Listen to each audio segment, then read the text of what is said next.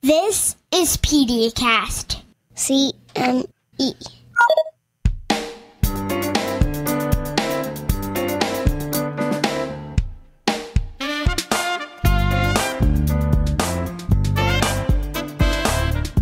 Welcome to PediaCast CME, a pediatric podcast for providers. And now, direct from the campus of Nationwide Children's, here is your host, Dr. Mike. Hello, everyone, and welcome once again to PediaCast CME. It is a continuing medical education podcast for healthcare providers. This is Dr. Mike coming to you from the campus of Nationwide Children's Hospital. We're in Columbus, Ohio. It's episode 93. We're calling this one Pediatric Lymphedema. I want to welcome all of you to the program.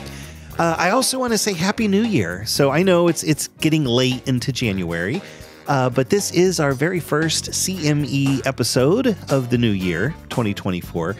And we have lots in store for you this year. Actually, some exciting news. We have assembled a brand new Pediatric CME planning committee. And the reason that we needed a new one, there wasn't anything wrong with the old one. In fact, it was fantastic and a great committee. But because we have joint accreditation, and I mentioned this in all of our programs, that we not only provide continuing medical education credit for physicians, and that is Category 1 credit, by the way, but we also provide credit for nurse practitioners, physician assistants, nurses, pharmacists, psychologists, social workers, and dentists. You've heard me say that. And so our new planning committee for 2024, we have representation from all of those disciplines. And I'm really excited about this because our planning members are going to serve as guest hosts for some of the episodes. Now, I will still be here, and I will provide some color commentary from the sideline. But for example, when we have a episode that really pertains to physician assistants, let's say, we will have a physician assistant kind of designing the show and talking about their field and also making it relevant to the rest of us. And so I think it's going to be fun and give a little bit of a different lens for some of these episodes on the CME program. But again, I will be here, and I think it's going to improve things over the course of the next year. So I am excited about that. Should be fun and informative, and we have already lots of great topics and shows lined up for you. That includes today's episode, which is on pediatric lymphedema. This, I think, is an important one because, you may see the title and think, oh gosh, I've never actually seen that in my practice. Or, I only have had one child with it, because it is rare. However, it's also, because it's rare, often leads to a delayed diagnosis. And so if we can add this to our differential, put it more in the forefront of our thinking, we'll do all the normal things we would to rule out an enlarged extremity. But this, a lot of times we don't think about this maybe at all. And then when we're doing other tests and sending them off to see other folks, we aren't really getting to the bottom of it. So when you see a enlarged extremity, especially unilateral, an arm or a leg, or they just feel uncomfortable, something just doesn't seem right, maybe one shoe is a little bit larger than the other shoe, that they need to wear comfortably, pediatric lymphedema ought to at least enter our mind. And it is the plastic and reconstructive surgery folks who take care of this, because microsurgery is involved in terms of repairing lymphatic vessels. So we're going to talk all about pediatric lymphedema today. We'll talk about primary versus secondary lymphedema, how it differs in children versus adults. How is this diagnosed and managed? What complications, what symptoms to look for, and then what complications can arise, and sort of the long-term outlook for those who are impacted by pediatric lymphedema. All of that coming your way today. And we have a wonderful guest with us, Dr. Min-Jeong Cho. She is a plastic and reconstructive surgeon at Nationwide Children's Hospital and the Ohio State University Wexner Medical Center. So she takes care of both kids and adults. Don't forget, you can find our podcast wherever podcasts are found, or in the Apple and Google podcast apps, iHeartRadio, Spotify, SoundCloud, Amazon Music, and most other podcast apps for iOS and Android. Also on YouTube. And please do subscribe to our show wherever you listen to your podcasts. And please consider leaving a review. so that others who come along looking for free continuing medical education credit will know what to expect. Speaking of that credit, really easy to claim yours. Just listen to the podcast, which you are about to do. And then you'll want to head over to the show notes for this episode over at PediaCastCME.org. You'll find a link to the post-test in the show notes. The link will take you to a place called Cloud CME, and you will need an account there. It's free. Really easy to sign up. And once you do that, you click on the materials link for the episode in question, and the post-test will show up in the materials link. Once you take and pass the post-test, the Category 1 credit is yours. And again, since we are accredited by all of those professions that I had mentioned, it's likely we offer the credit you need to fulfill your state's continuing medical education requirements. Of course, you want to make sure the content of the episode matches your scope of practice. Complete details are available at PediaCastCME.org. We're also on social media. We love connecting with you there. Just search for PediaCast, and then that handy contact link is at PediaCastCME.org if you would like to suggest a future topic for the program. Also, want to remind you the information presented in every episode of our podcast is for general educational purposes only. We do not diagnose medical conditions or formulate treatment plans for specific individuals. Our discussion may contain only a portion of relevant information and should not be solely relied upon for the diagnosis or treatment of any medical condition. We do not cover every possible treatment option, and the treatment options we do cover do not include every possible use, precaution, side effect, or interaction. Also, your use of this audio program is subject to the PediaCast CME Terms of Use Agreement, which you can find at PediaCastCME.org. So let's take a quick break. We'll get Dr. Min-Jeong Cho settled into the studio, and then we will be back to talk about pediatric lymphedema. It's coming up right after this.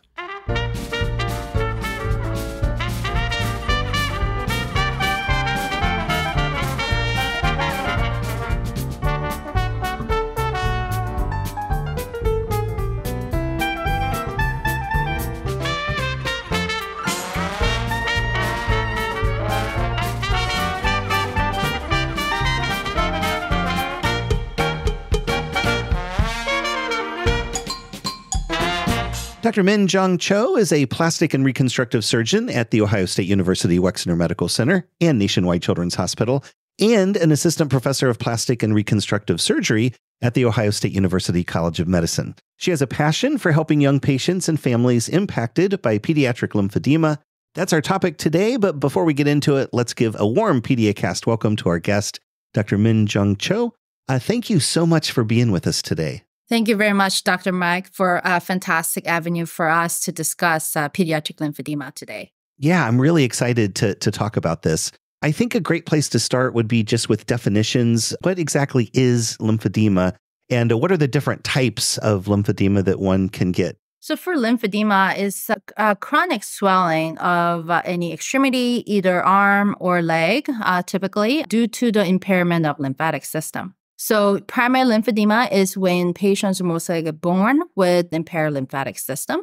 So typically, these are for patients who are at pediatric age, who are, at infancy, or almost 50% of the time at infancy, they'll present, and another 50% of the time is adolescence. When you have a patient, typically at the lower extremity, unilateral, that has an unknown, unidentified swelling that it's difficult to figure out what is going on with the patient. Versus for adult patient, it's a secondary lymphedema. So that for that cases, a lot of patients had an insult. So typically for me, I have another practice at Ohio State University taking care of breast cancer patients with lymphedema.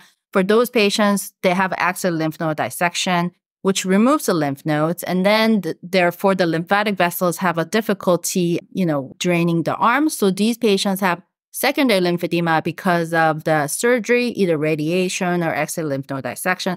Similarly, for patients with gynecological cancer as well, then they will present with the lower extremity swelling. So we have primary lymphedema and secondary lymphedema. The primary one is you're born with a lymph node that maybe is malformed, and so you get obstruction in the system and the lymph backs up, and that's what causes the swelling. And then it's the secondary lymphedema is more common in adults, where the lymph node is damaged because of maybe a surgical procedure or trauma or something of that nature. Right. And then for primary lymphedema as well, it's so rare. So they're now the studies are being more discussed, but now there's, thoughts about lymphatic hypoplasia, valvular dysfunction. So the patients may be born with lack of lymphatic vessels or lymph nodes for there. And then also maybe they have a dysfunctional lymphatics. So they're born with lymphatics, but then they're not as functional as the normal patients without lymphedema. So any types of disease within the lymphatic system that you're born with are primary lymphedema. And then any insults like trauma, surgery, radiation are done to the patient. Those are considered as a secondary. Great. And the primary one is more common in children, and the secondary one is more common in adults. Right. So primary lymphedema, patients hopefully not would go such an extensive surgery, such as cancer surgery. So therefore, if you ever see patients without any insult and then have a unilateral lower extremity swelling, the primary lymphedema, although it's 1 in 100,000 patients, it's common to see in a pediatric patient because not too many of pediatric patients would have undergone cancer surgery. Yeah, absolutely. But the overall incidence of primary lymphedema is still pretty rare. And that means it's something that maybe as pediatricians, we don't see all that often.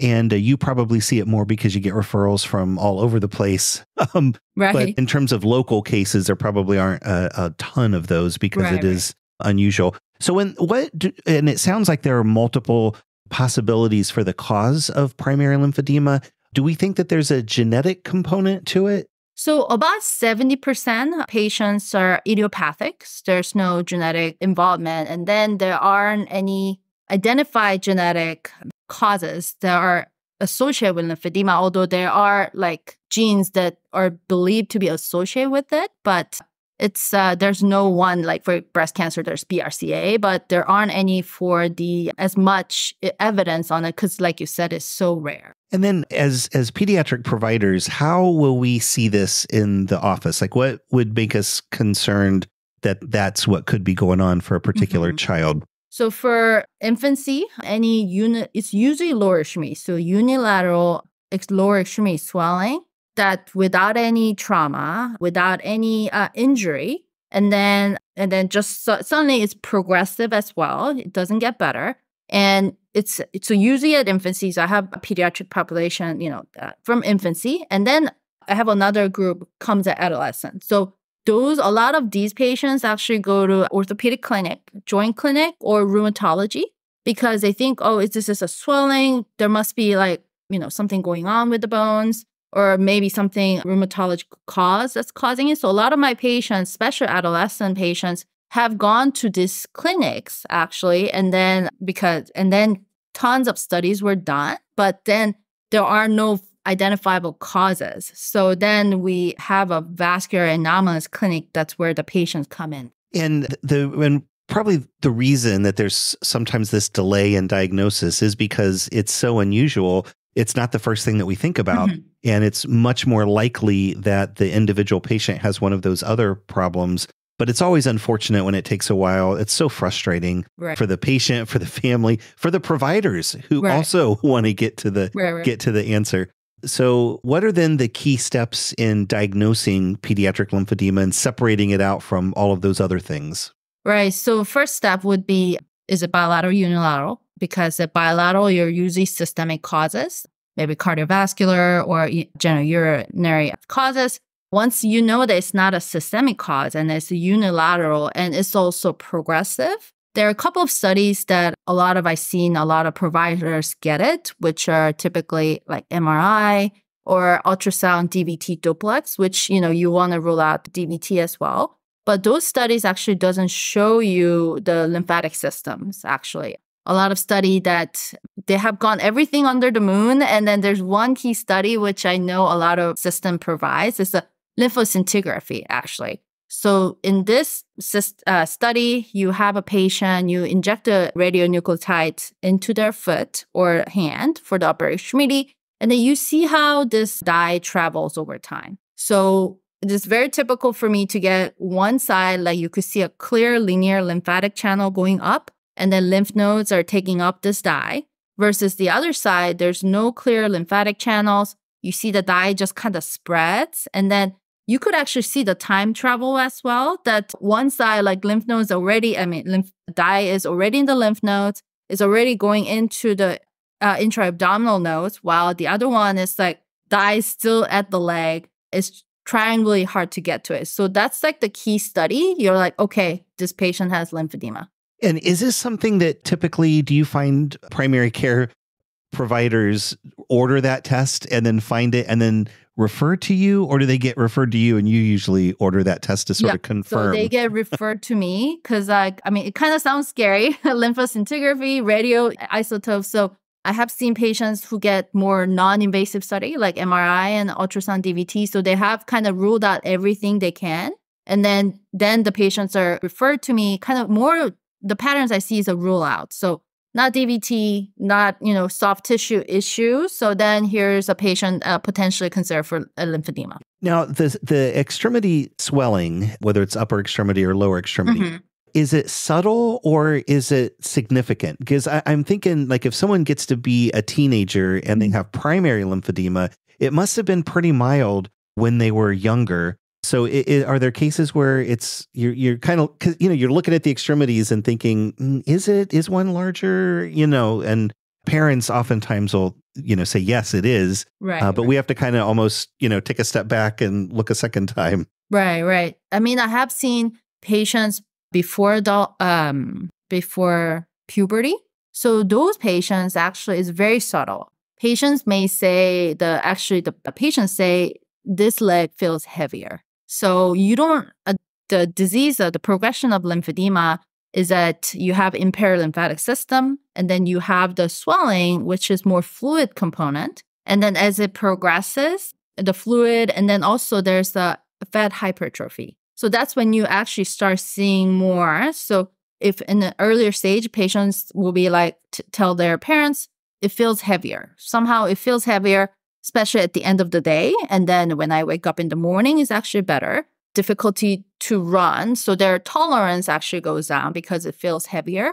For the shoes as well, they will say, my shoes they have a hard time fitting with shoes because of the swelling. So those are kind of subtle changes that will let you know. And then patients who are an adult, actually I see them that's when they start to recognize more. So then that's actually quite like this leg is definitely larger and it's been getting larger. We have tried icing and different kinds of, remedies for it. Keeps getting larger. And then there's some patients actually have to wear different size shoes because they cannot fit into the same size shoes.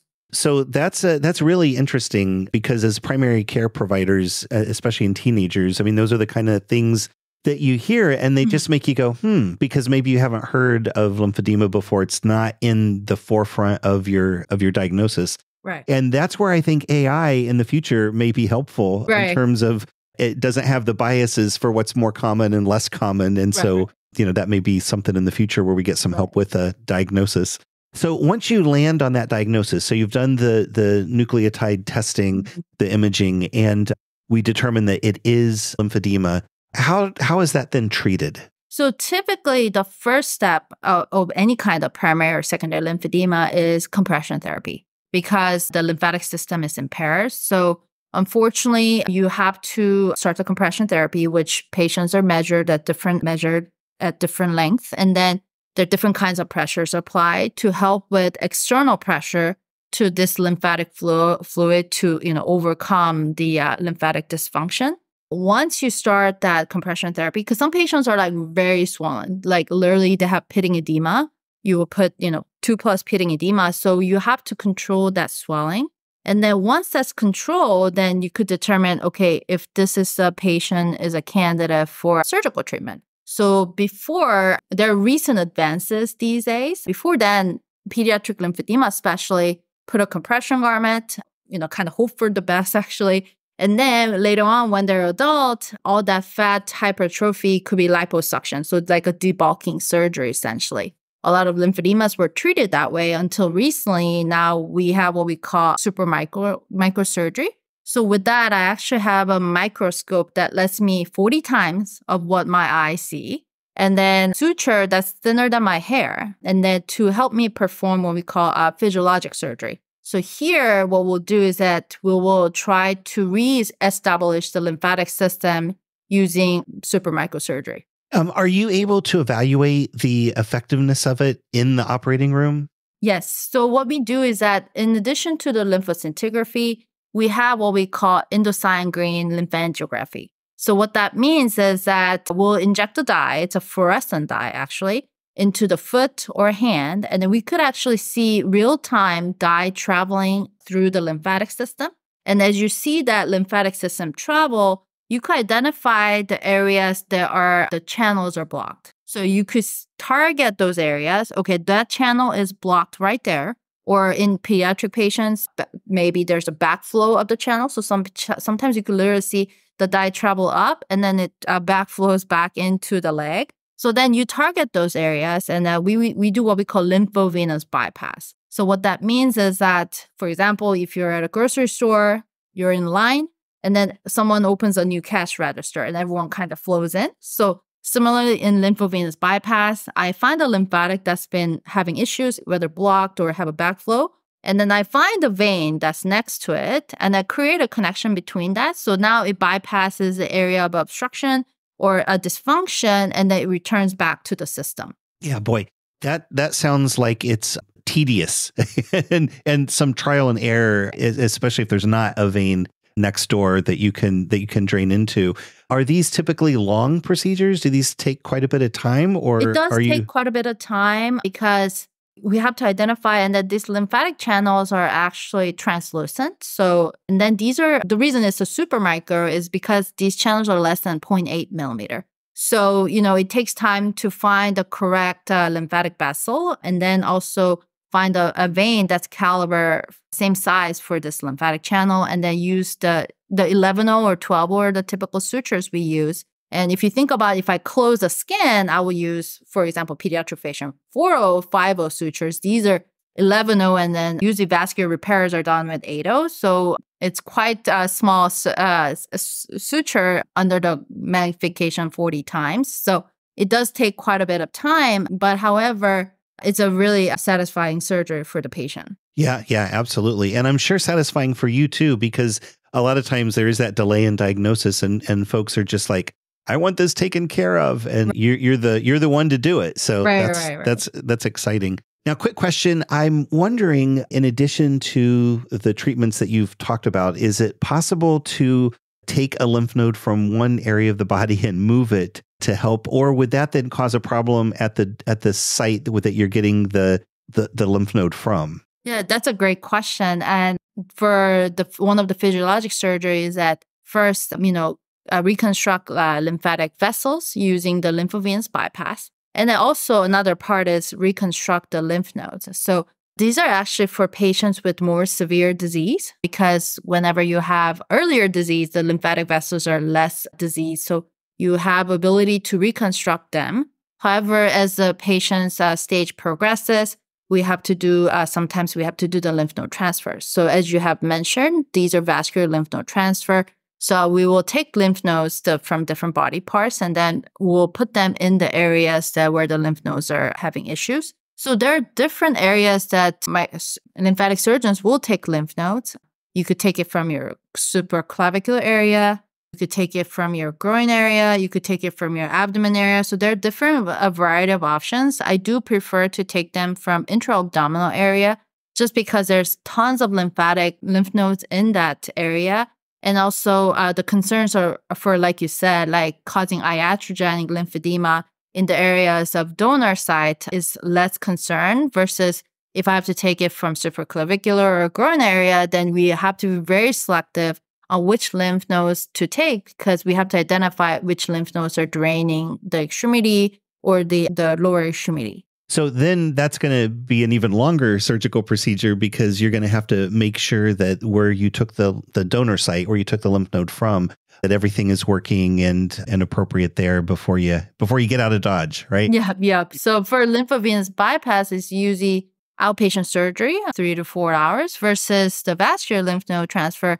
We have to make sure the lymph nodes actually survive. So the patients are admitted and then there'll be intense monitoring just to make sure that the nodes itself are well vascularized and not having any vascular issues before the patients are discharged. Yeah. Is there a role in milder cases still for sort of non-surgical approaches to treating lymphedema?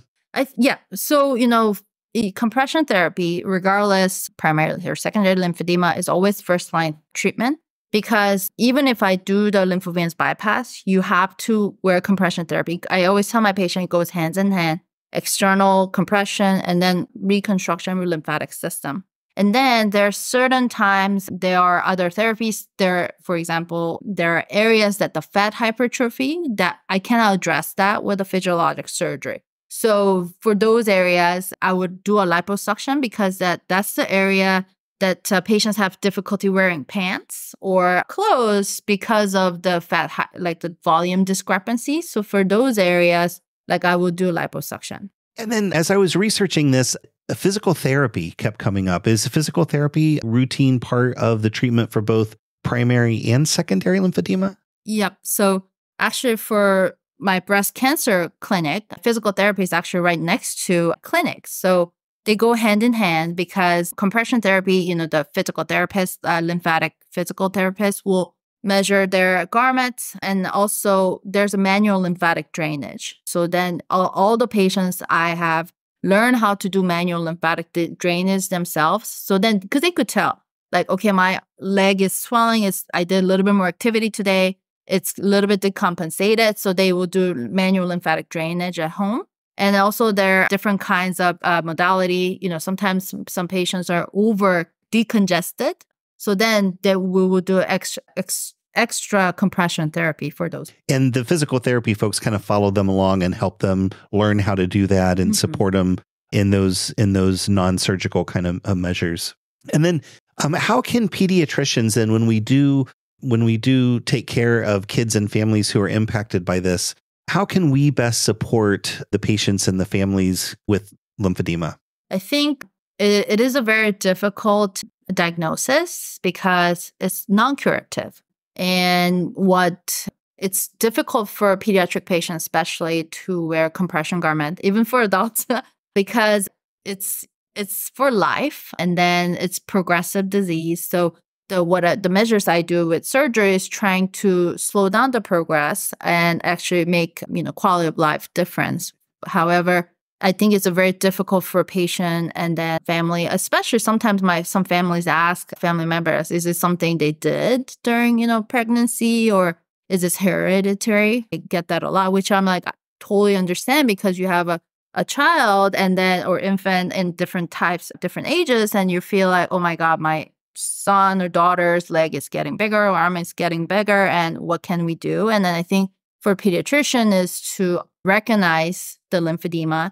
And also, because they will probably see, I will see them throughout, but however, have more established relationships, especially to help them, understand the disease and then the lifetime commitment to treating the disease. Yeah.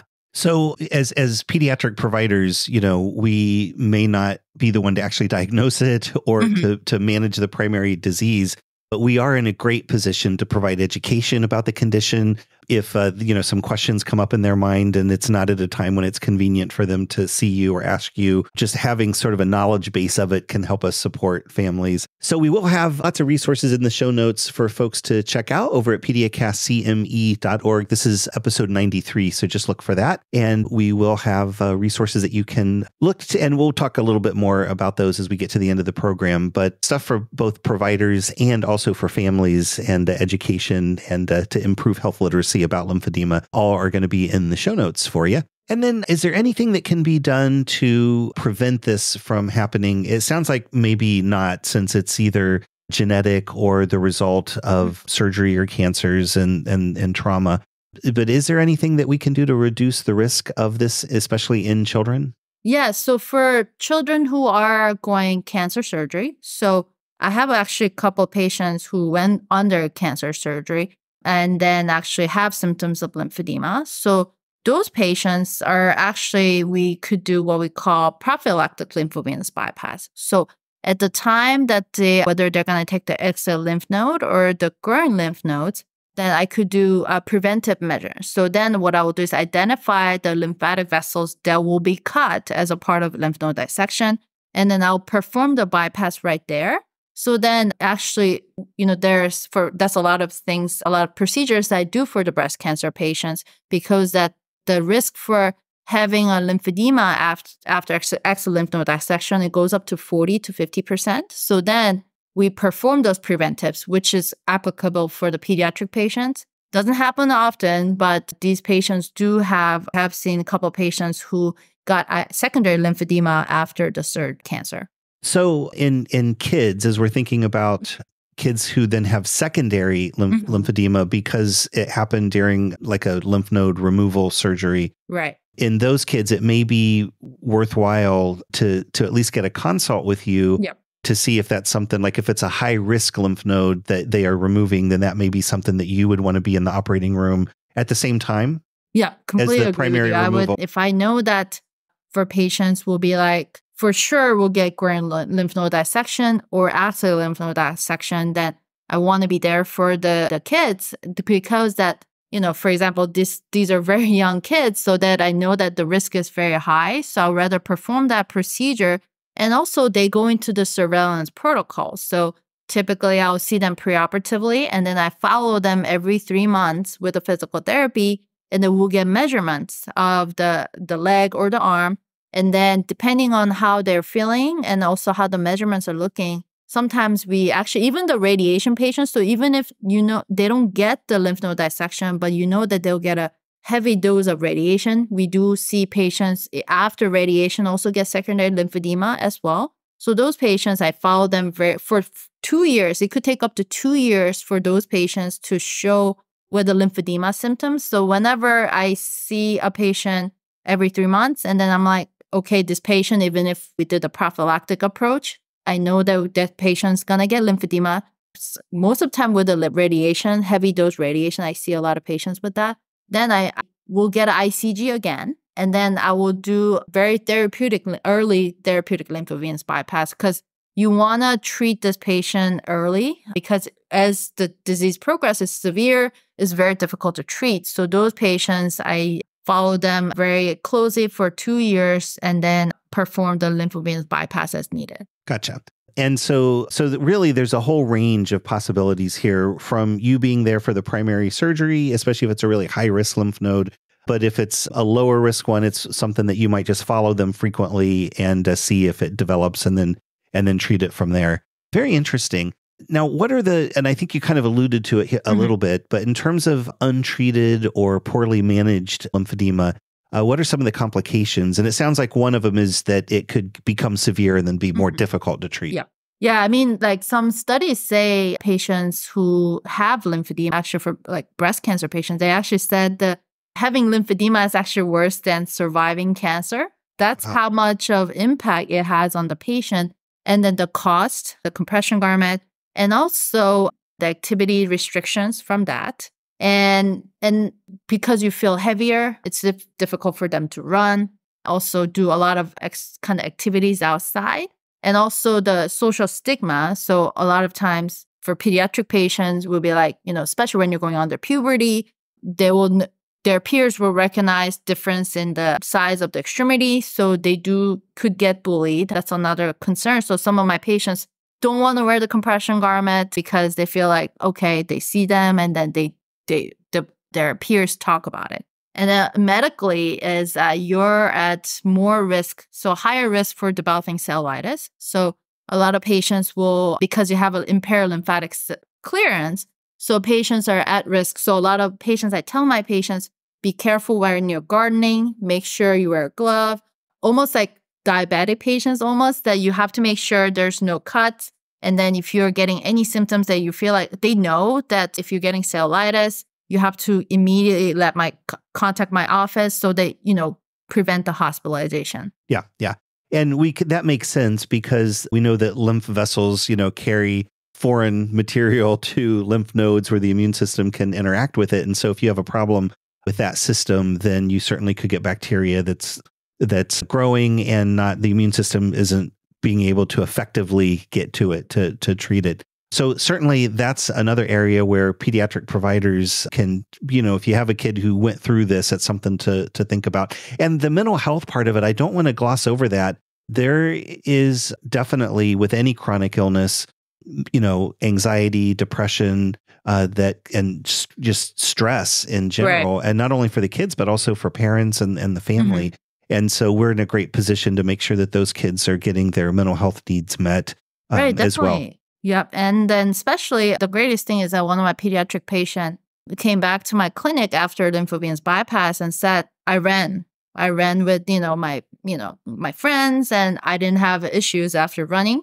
That's the greatest thing. And if patients, not for pediatrics, I haven't seen it, but a patient who used to get tons of cellulitis, haven't gotten it for a couple of years. And I think that's the fantastic part about this procedure is that, and then also the reason that, the prevention and our early diagnosis is so critical is because it's a very, non-invasive surgery compared to for severe patients, it's more invasive. So that's why I'm so glad that we have an opportunity to talk about today to, prevent those patients to diagnose late or delayed and then present with a severe symptom. Yeah. What are some of the upcoming advancements in the treatment of pediatric lymphedema? What sort of research and new things are on the horizon? So definitely doing lymphovenous bypass in pediatric patient is very new because almost majority of treatment was do a compression therapy, do debulking surgery later. So that's one of the upcoming treatment per se and also you used to wait. You used to wait and then maybe patients are bigger, but now our centers are doing a more early procedure for those patients. And then this is also because of the advances in the imaging as well. And I also perform ultrasound-guided lymphatic mapping. So the ICG and lymphoscintigraphy, the downside of it is that it's dependent on the status of patient's fluid status. So ICG only penetrates about 2 centimeters. But with the ultrasound-guided lymphatic mapping, I'm able to see further than 2 centimeters. So then even some patients would have been, okay, you don't have channels or you don't have any good channels. Now I could use ultrasound. And then this is called ultra-high frequency ultrasound because they literally see less than a 2 centimeter. That I'm actually able to see which channels are open and then able to provide the prevention surgery. I mean, not prevention, but surgeries for the patients. Yeah. That's exciting advances for sure. And I think the key take home here for pediatric providers out there is just to have some awareness of this, especially in a kid who may have had a lymph node removed. But also if you're seeing subtle differences in size of between the 2 legs or between the 2 arms, just to put this in your differential and make sure that folks get directed to the right place. And of course, that is going to be through plastic and reconstructive surgery at a Nationwide Children's Hospital, also at Ohio State. I know you're at both places. Tell us about those programs. Yes. So for the Nationwide, I'm a part of Vascular Anomalies Clinic. So in addition to the lymphedema, we treat a variety of vascular anomalies. And then if you have any patient that you're concerned about lymphedema, or just want me to kind of evaluate and then decide whether a patient has a lymphedema, I'm happy to see those patients because, like we discussed, the early diagnosis is the key. And for Ohio State, we're one of the recognized centers of excellence for lymphedema. There are very few around the world. So for those patients, I actually see patients with primary lymphedema who are born with it, and then there weren't any options available then. So I have like 40-year-old patients who come up to 40-year-old patients who said, I was told that there were no treatment for this, but now there are options. So then we'll do the procedure and then they're very happy. So we are one of those centers. So we do see primary and secondary lymphedema at the Ohio State. Yeah. And we will put links to both plastic and reconstructive surgery at Nationwide Children's Hospital and at the Ohio State University Wexner Medical Center in the show notes for folks. There's also a nice article called Why Choose Ohio State and Nationwide Children's for Pediatric Plastic Surgery. And we'll put a link to that as well. And then I mentioned those resources that are going to be in the show notes for you to find. One of them is a blog post that you had written for the 700 Children's blog, Lymphedema in Kids, What Parents Need to Know. So we'll put a link to that in the show notes. What are lymphatic disorders? What pediatricians need to know about lymphedema? These are all articles that are going to be in the show notes. So folks that may want to look into this a little bit further, we will have those resources for you. So Dr. Min-Jeong Cho with plastic and reconstructive surgery at Nationwide Children's Hospital and the Ohio State University Wexner Medical Center. Thank you so much for stopping by and chatting with us today. Thank you very much for having me. It has been really fantastic. And thank you very much for giving me the opportunity to discuss the importance of diagnosing the lymphedema and then also doing surgeries in the early stage of lymphedema.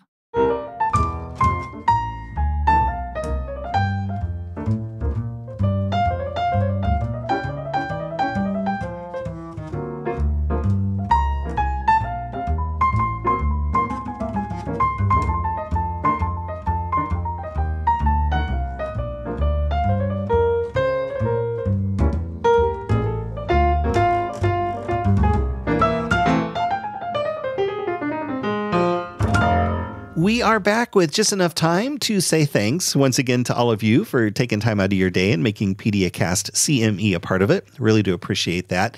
Thanks also to our guest this week, Dr. Min-Jeong Cho, plastic and reconstructive surgeon at Nationwide Children's Hospital and the Ohio State University Wexner Medical Center. Don't forget, you can find us wherever podcasts are found. We're in the Apple and Google podcast apps, iHeartRadio, Spotify, SoundCloud, Amazon Music, and most other podcast apps for iOS and Android. Also on YouTube. And then don't forget about our landing site, PediaCastCME.org. You will find our entire archive of past programs there, along with show notes for each of the episodes, our CME information, the terms of use agreement, and our handy contact page if you would like to suggest a future topic for the program. Reviews are also helpful wherever you get your podcasts. We always appreciate when you share your thoughts about the show. And we love connecting with you on social media. You'll find us on Facebook, Instagram, Threads, LinkedIn, and Twitter, or X. And simply search for PediaCast. You'll find us in all of those places. So you have listened to the podcast. Now be sure to claim your free Category 1 continuing medical education credit. Really easy to do. Just head over to the show notes for this episode at PediaCastCME.org. It's episode 93. You'll find a link to the post-test in the show notes for this episode. Follow that link to Cloud CME, take and pass the post-test, and the Category 1 credit is yours. Again, you'll want to click the materials link to find the post-test. Super easy, right? And again, we offer credit to pediatric professionals of all sorts, including doctors, nurse practitioners, physician assistants, nurses, pharmacists, psychologists, social workers, and dentists. Of course, you want to make sure the content of this episode matches your scope of practice. Complete details are available at PediaCastCME.org. Also, don't forget about our evidence-based podcast for moms and dads, Plain PediaCast, without the CME.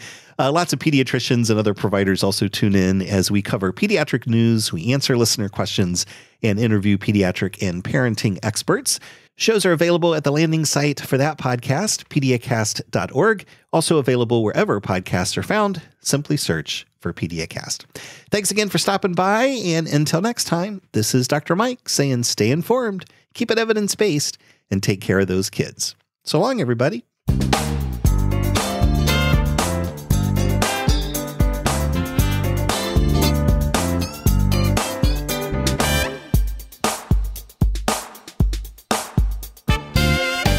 This program is a production of Nationwide Children's. Thanks for listening.